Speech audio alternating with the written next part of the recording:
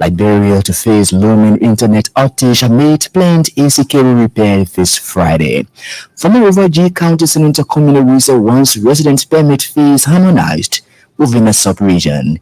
United States Agency for International Development reaffirms commitment to supporting food security in Liberia.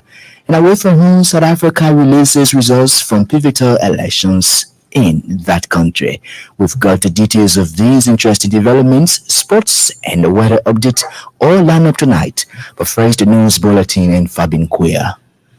Liberia and other countries in the region are likely to experience internet outage this Friday. It followed an announcement by Cable Consortium of Liberia about upcoming repairs on the ACE submarine cable network.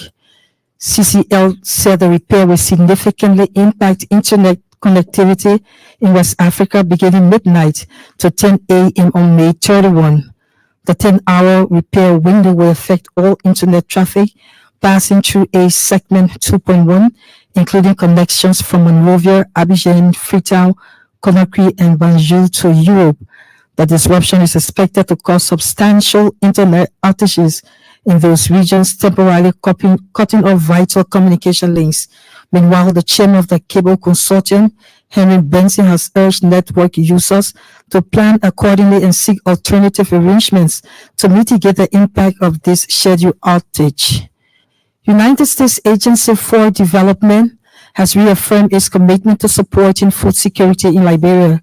USAID Deputy Mission Director Rory Donahoe said currently the entity is providing support to several organizations and local farmers. Speaking Thursday in Princeville at activities commemorating African Day of School Feeding, Mr. Donahoe also assured government of USAID's commitment to the advancement of Liberia. The USAID's commitment to Liberia extends well beyond school feeding. It strengthens food security and empower Liberians to address these issues sustainably, to boost agricultural productivity, ensuring that food security and improved nutrition.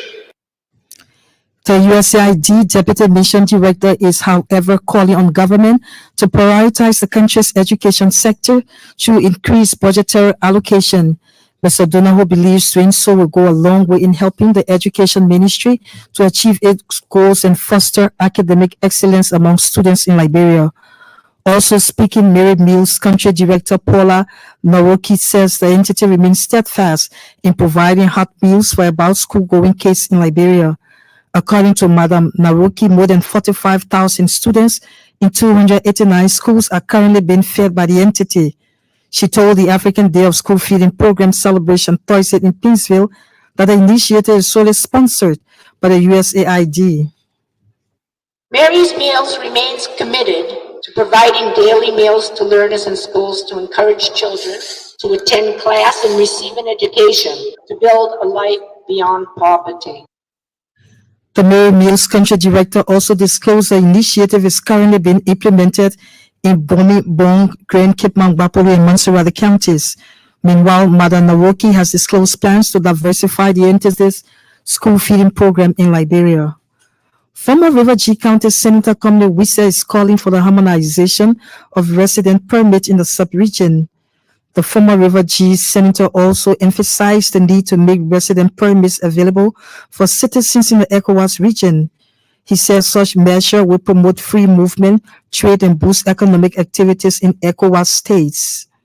Because of the very positive role of ECOWAS in our sub-region, we must harmonize and ensure affordable resident permit fees for ECOWAS citizens across the sub-region, not only in Liberia but across the sub-region. Mr. Wisa urged Liberians to embrace ECOWAS institutions and citizens on the roles in restoring peace and democratic governance in the country. The former River G County Senator has proposed that some public facilities be named in honor of ECOWAS in recognition of efforts in the restoration of peace to Liberia. Meanwhile, Immigration Commissioner Steve Zago says his entity is aware that alien resident permit fees must be harmonized in the sub-region.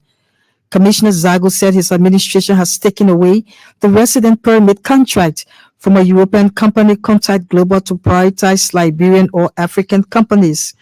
He said the decision is in support of President Boyka's quest to empower Liberian company with capacity and other African companies. Commissioner Zago assured that government will equally protect all ECOWAS citizens living in line with the laws of Liberia. The immigration boss, however, recommended harmonized immigration training amongst ECOWAS countries to ensure one immigration approach in the sub-region. 3 suspects are currently in a holding cell of the Liberia Drug Enforcement Agency in Nima County for being in possession of narcotic substances. The suspects, Lisa Dennis, Noah Gate, and Randolph Batua, according to our correspondent, were arrested Wednesday by DEA officers in Ganta City in possession of marijuana and tramadol. Our correspondent said they were arrested from tip-off given to the LDA officers by residents of Ganta City. He said 2 of the suspects were arrested in Ganta Old Market in the Old Garage community. Meanwhile, our correspondent said the 3 suspects are expected to be forwarded to court. Deputy Finance Minister for Budget and Development Planning, Tani Broson, says the National Steering Committee will serve as guidance for Liberia's 5-year development plan. The committee was constituted at the just-ended cabinet retreat in Congo Town. Minister Bronson said the committee will also provide a framework for coordination amongst various institutions and stakeholders on the implementation of the 5-year development plan. She said it will also involve multi-stakeholders approach, including intensive consultations with various civil society organizations, private institutions, women and youth groups, among others. Speaking at Mika's press briefing Thursday in Monrovia, Minister Bronson disclosed Liberia's new 5-year development plan is under the arrest agenda for inclusive development. Criminal Court D has released a 42-year-old drug dealer on bail after being accused of armed robbery along with several others. Judge Beminata Jabate Solif Thursday ordered the release of Madam Helena Sedi on grounds that the proof is not evident and presumption is not great as provided by Chapter 13, Section 13.1 of the Criminal Procedure Law. Judge Jabate Solif's decision followed a motion by Madam Sedi's lawyer that the crime against the client was not great to warrant her detention at the Monrovia Central Prison.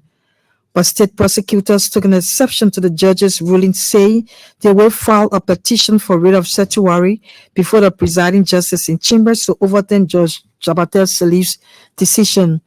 Prior to her release, 9 of her accomplices were sentenced to 10 years each by Criminal Court D, while Madam Sedi and her daughter were on a run before her arrest in January this year. And Margibi County Representative Ava Jones wants 3 branches of government work together for the full implementation of the drugs law. Representative Jones believes the infiltration of narcotic substances in the country is of serious security threat that needs the implementation of the law. The Margibi County District 2 representative also called for holistic implementation of the drug law to reduce unrestricted proliferation of narcotic substances. Fabian Koya and the news.